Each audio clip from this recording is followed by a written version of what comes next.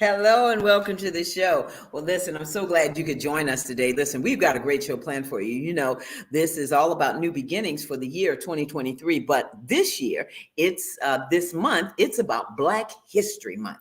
And of course, as I tell you, I celebrated 365 days a year. I don't know about you, but I'm excited because we have two very phenomenal, amazing men.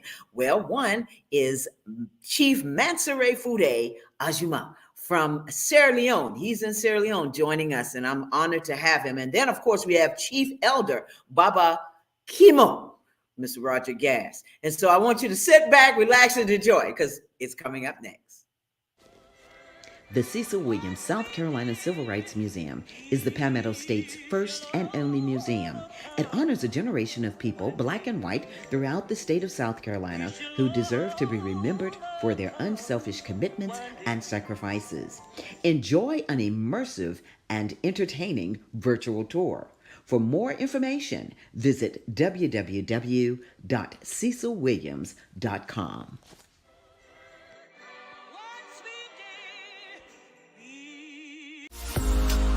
Join us at the Ultimate Bridal Experience Sunday, July 23rd, 2023 at the Orangeburg County Conference Center from 1 to 4 p.m. Become an exhibitor or get your tickets. A large gathering of a variety of local and regional wedding vendors, wedding professionals, fashion show, prizes, and more. Join us for the Ultimate Bridal Experience Sunday, July 23rd, 2023.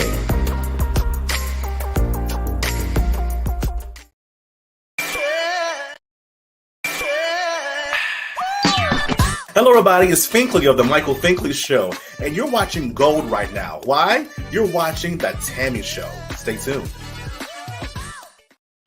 Welcome back to the show. Listen, I love that.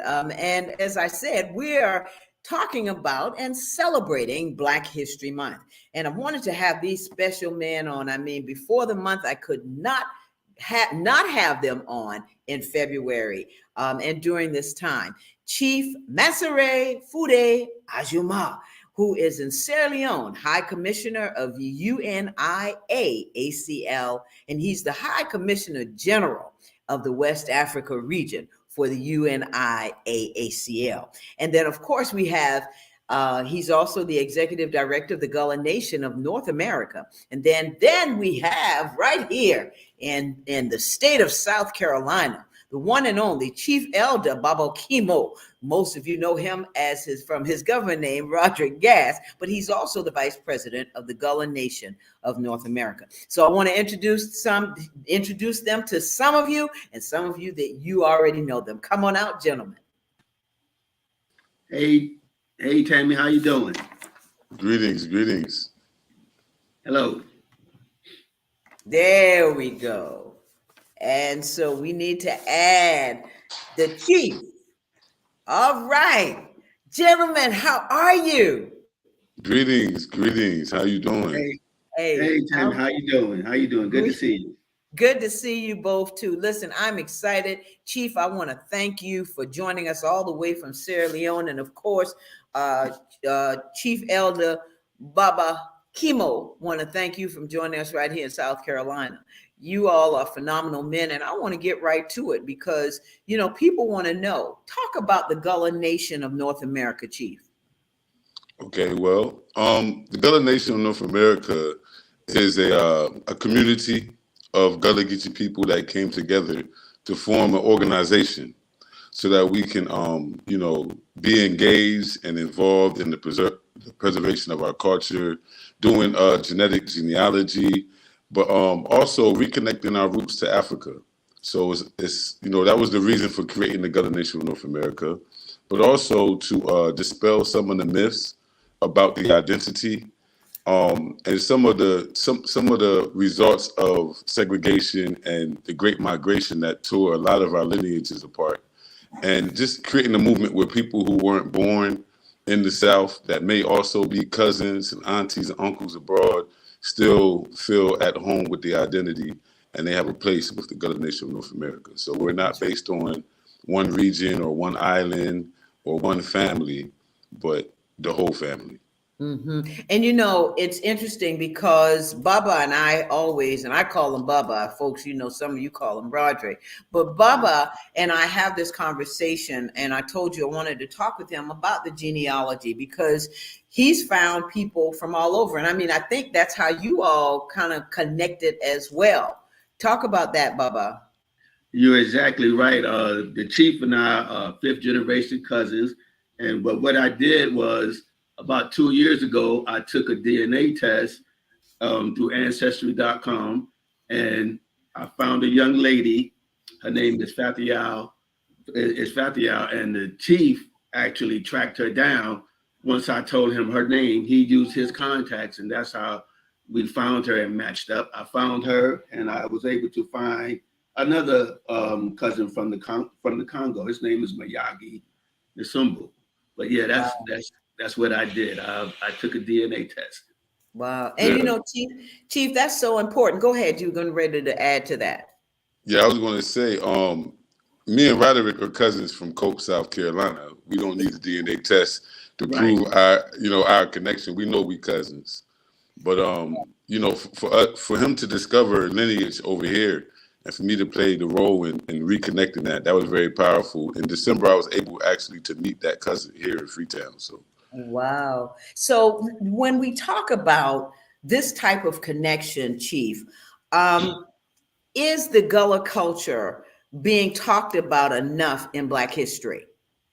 No, not at all. And even when it's being taught by people who study the culture, not by people who actually live it and come from it. So I think that the narrative has to be changed and challenged to reflect the overall global history and impact of Gullah Geechee culture. Because many Gullah Geechees came back to Liberia and Sierra Leone. Many were taken down to Jamaica, the Barbados. Many went over to Mexico and Texas. And so there's a lot of people to account for, a lot of lineages that were ripped apart during slave trade. And then also the Great Migration also caused many lineages to be separated. So that's the big reason for us doing this genetic genealogy, so that people can find their roots and realize whether they have the heritage or not. And if they do, then they're more than welcome to be a member of our organization. And you talked earlier about the myths of the Gullah Geechee people. Talk about some of those myths, because history books don't tell it all. They tell a piece of. And, we're getting sick and tired of people telling us a piece of it and sugarcoating or redacting a lot of our history. Talk about that. Right. Well, I view the Gullah Geechee identity as a modern ethnic identity. Like, you have many modern ethnic identities.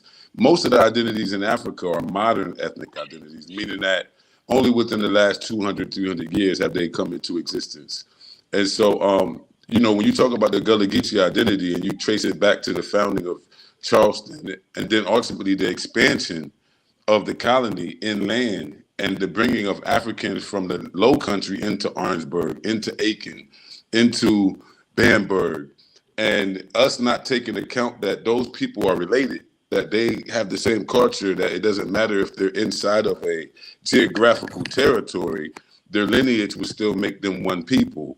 And so I think that's one of the myths that we have to challenge, because what has happened is that now even the federal government only identifies Gullah Geechee people and culture within the strict confines of a corridor that they created, like like a boundary, like a colony almost. If you're from Orangeburg, they're saying, no, man, you're not, you don't live inside the corridor.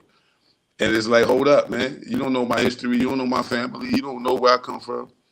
But that's one of the myths, is that Gullah Geechee people are only on the islands and only in the low country. You have Gullah Geechees in Jacksonville, the largest city in the corridor that they even recognize. But you have Gullah Geechees all around the world, literally descendants of those who were taken from Africa and enslaved right there in South Carolina, Georgia, Florida, and North Carolina, and was part of the rice culture.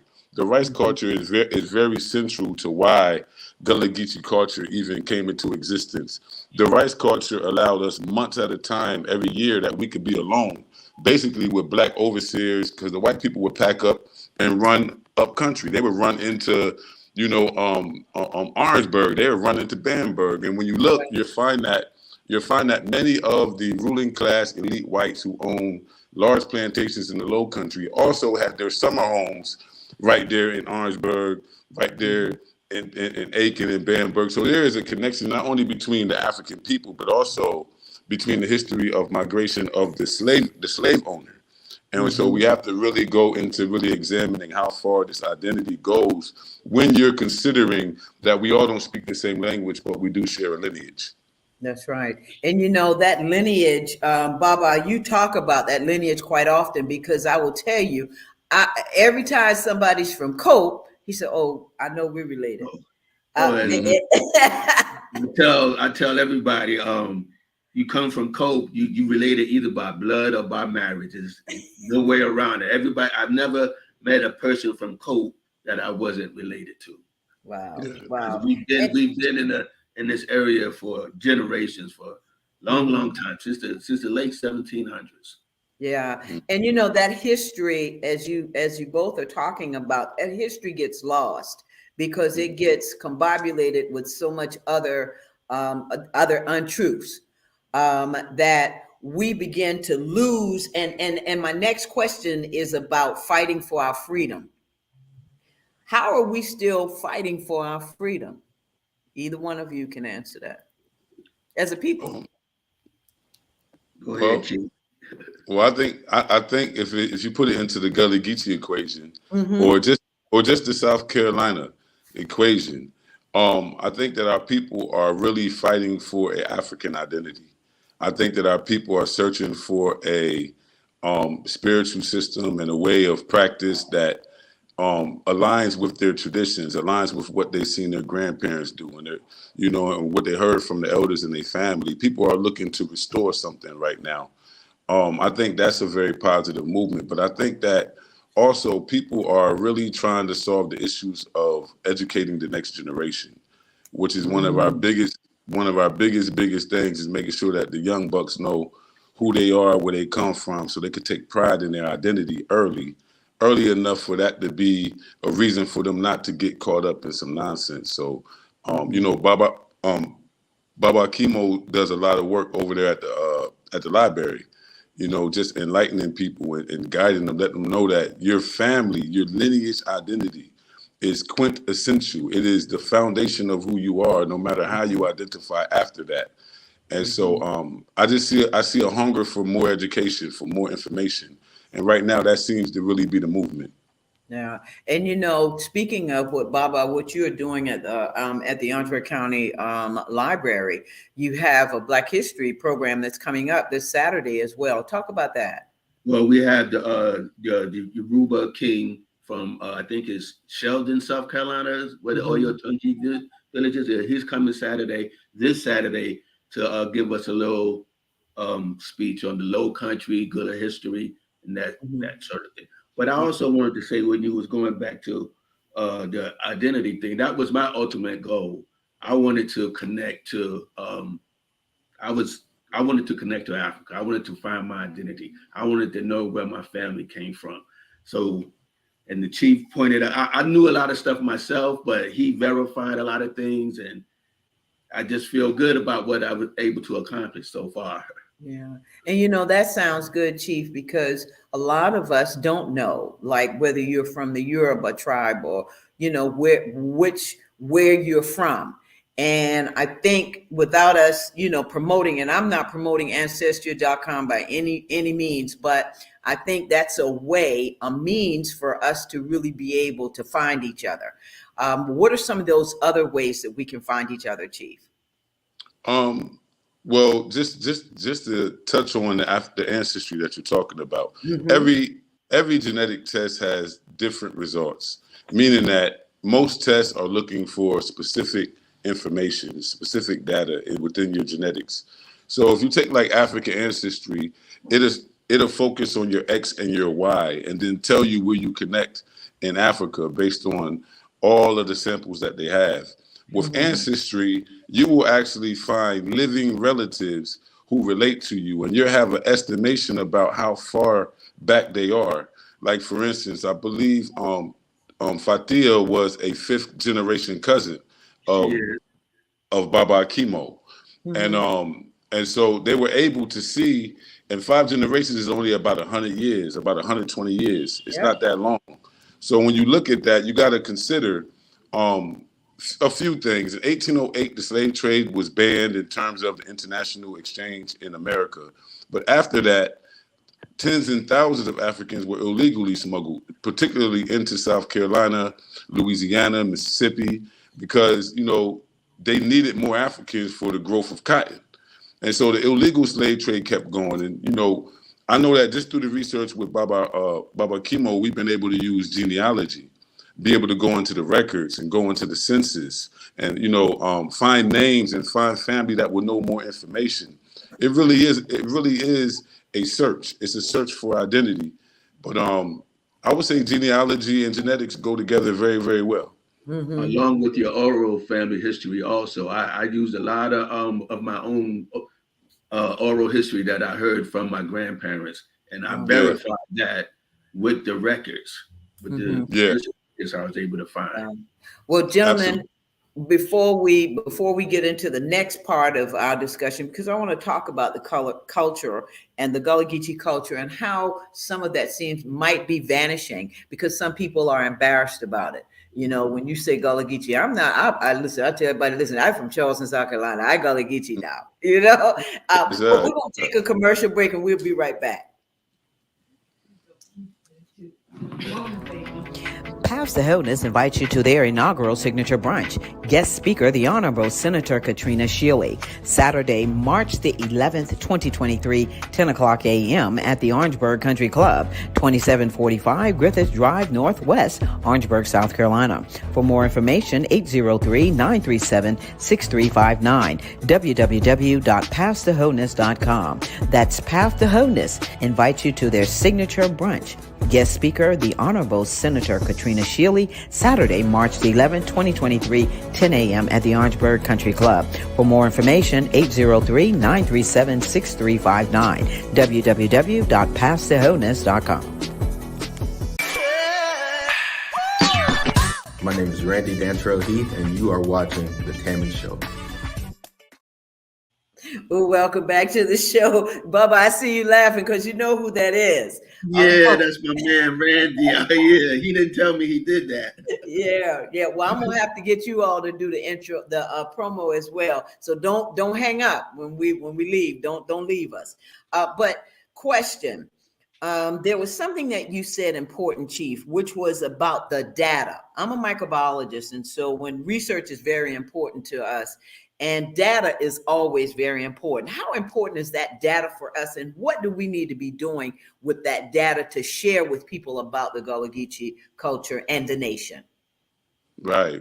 Well, in terms of the genetic data that we've been extracting from ourselves, from other people, what we've been able to find is that Gullah Geechee people are just as diverse as every other group of Africans that came to the Western Hemisphere.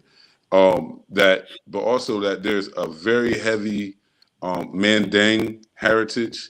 That means connected to the Mali Empire and the people of Mali, Mandinkas, Karenkos, Mendes. And then you also have a very strong connection to the Congo people. It seems like the Congo people were among the first people to come there. So you find these genetic connections within specifically Gullah Geechee. Now, genetics has also shown that Gullah Geechee people have the highest percentage or majority of African genetics out of the whole African American population. That we that typically there's about 87 or 78 to 82% African DNA remaining inside African Americans. But when you look at South Carolina and Georgia, they be up in the 90s and 95s and 97s. So it seems as if the Africans there, because we had a majority population for hundreds of years, that we were able to retain not only some culture but some genetics as well. And so that's just what it seems like, you know. The data is giving us more information about where our ancestry come from, but it's also helping us to understand what we evolved from. You were saying just before the break about, you know, the culture being lost, and I think that's a matter of perception. Some people view culture as something that is static, that always stays the same. But Gullah Geechee culture and African culture in general is never static. It has its traditions, but it's always evolving as well. So I think that Gullah Geechee culture is evolving out of the cage that the anthropologists and researchers put it into. And now we're beginning to see the true diversity of what Gullah Geechee is and what it means today in 2023. So I think that a lot of the data that's out there, we can utilize it, but we really need to do some more research. And it starts with family genealogy, family history, family talking to the elders, recording their stories and things like that. So, you know, that's really what we have to do, the family work. Yeah. And you know, that was interesting that you ended with that, because my next question was going to be for Baba, talking about that oral history, because he brought out, you know, he says it's all about the oral history that helped me help him, you know, find you, find everybody, you know, relations, all the people that you're related to. Baba, talk about the oral history that you learned and how important that is. Well, my grandmother first told me, well, my mother actually got me on the path, but my grandmother told me about her grandmother. And she said that her grandmother told her that her mother came over on a ship. And it stuck with me. It stuck with me, and it stuck with me for a long time. And then I came across the 1880 census record, right? And the ancestor, her name was Sarah Pedro, and she's like my fifth great grandmother. And on her record, it says parents born in Africa. And I was like, oh, wow, my grandmother was right. And I was shocked. I was really shocked. And everything just fit in. Everything that they ever told me, it fit right in along with the records. Wow. Wow. And that's important. That's an important statement for you to make about the history and about you listening and paying attention. See, that's the piece that I just picked up in my head. I'm like, okay, you're listening. And how important is that? I mean, Chief, we don't want to listen. That's another thing. Okay. You know, we don't want to listen. We say we want to visit Africa, and then we want to go to Africa just so we can say we've been to Africa, but we don't go to the parts of Africa where we can really learn about our history. That's true.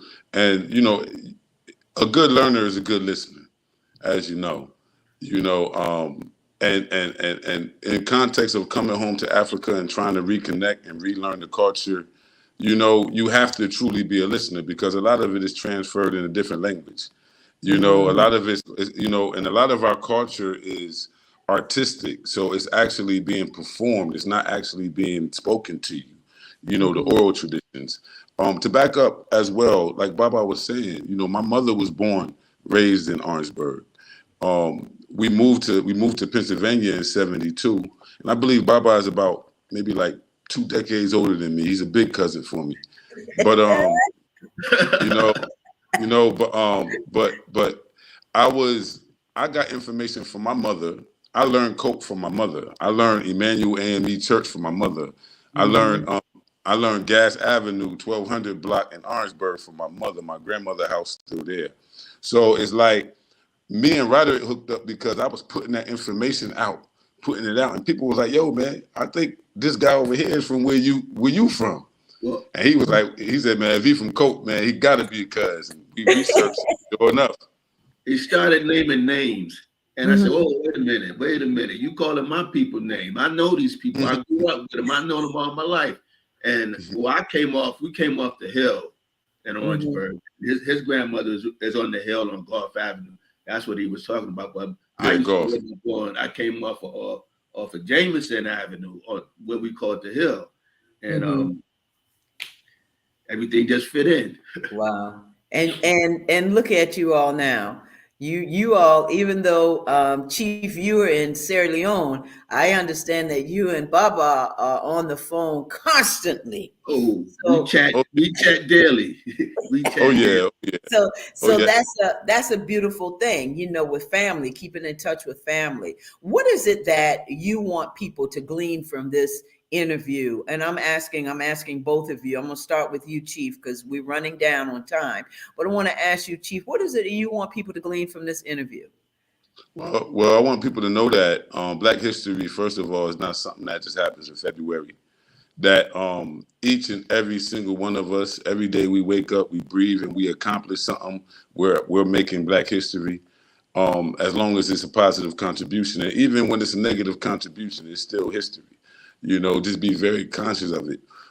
Before I go, I want to say that there was a statement that I just read recently. It said the events that occurred 5,000 years ago, 500 years ago, 5 years ago, and 5 minutes ago directly create what happens 5 minutes from now, 5 years from now. You know, and so history is constant.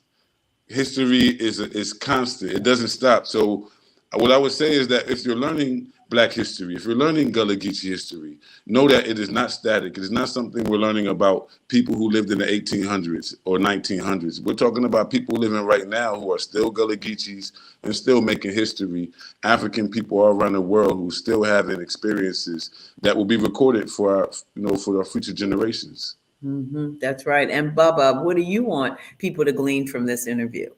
Oh, my thing is, if you're searching, it's family out there. You can find African cousins. I never imagined that I would find living, breathing relatives in Sierra Leone. I was amazed when I first spoke to Fatia, when I first spoke to Mayagi.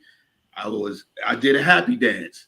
I never thought it was beyond my wildest dreams. Right. So, and we have a strong relationship with Fatia, with Mayagi. We talk to them, and I talk to our parents. The chief talks to them. So we have made that family connection. Wow. And hopefully it'll carry on through the generations. That's right. History. And history is in the making. It keeps going on and on, just like Chief says. So, gentlemen, I want to ask you, Chief, what's next for you? In Sierra Leone, what are you doing?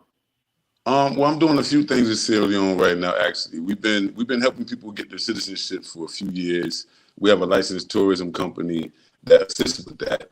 But I've really been transitioning more into farming and trying to get my hands on some soil, get some land and do some things more for really building a foundation for family. My sister comes often. Roderick is coming soon. Others are on their way. So I'm just really trying to get more established here on the ground. But we do have a lot of great work coming up. We just had 62 youth in one village join us. We're going to be sponsoring their football team and doing some other great work with them. So, we're just always doing that. But I think that more importantly, we're going to be doing more educational activities. I want to be able to go to the radios and to the television stations and talk about like what we're talking about out here. That's so right. That the connection is more confirmed and more consolidated on this side. Wow. So, that's what's going on over here. Yeah. And so, Baba, what's next? 30 seconds. Well, I want to bring some more cultural events to the library, to Orangeburg. I love connecting other people with their legacy. One of someone we know, one of my co-workers, Andrea, I'm helping her dig into her history now. And Lisa, my wife Lisa, she just got her results back. So we kind of digging into her background and everything too. So That's right. I just love helping people connect to, their family history. That's exciting. So, gentlemen, 3 words to describe you. Oh, here we go. Studious. Mm, I read everything I can get my hands on. Studious. Vibrant, because I'm still vibrant at this age or whatever. I think I still got it going on. Okay. And I'm passionate about what I do. Passionate. And you, mhm. Chief? Me, I would say happy. I would say focused, very, very focused, and committed. And committed. Wow. Gentlemen, when I tell you this has been wonderful, and Chief, you joining us from Sierra Leone, I am so honored to have you on the show. I want to thank you both so very much. This has been a pleasure. And I've learned a lot and will continue to learn more. Thank you as well. Thank you as well. It's been great. Thank you. Thank you for the honor. Listen, you all have a great night. And remember, stay backstage because I still want to ask you another question. All right? Okay. Okay. All right. So, folks, listen, I just want to thank you for tuning in to Tammy, always here, right here on the Tammy Show, every Thursday night at 7 o'clock. Next week, you can join us as we're going to continue Black History Series with KJ Chamis. That's KJ Chamis. Thank you, producers Alicia, assistant producers Tiana, Willie, and Felicia. You know I love you very, very much. Please remember, subscribe to the Tammy TV Show on YouTube. That's hit that red button, subscribe it, bam, and you're right there. Thank you again for joining me on the show. Until the next time, take care of yourself. Bye-bye.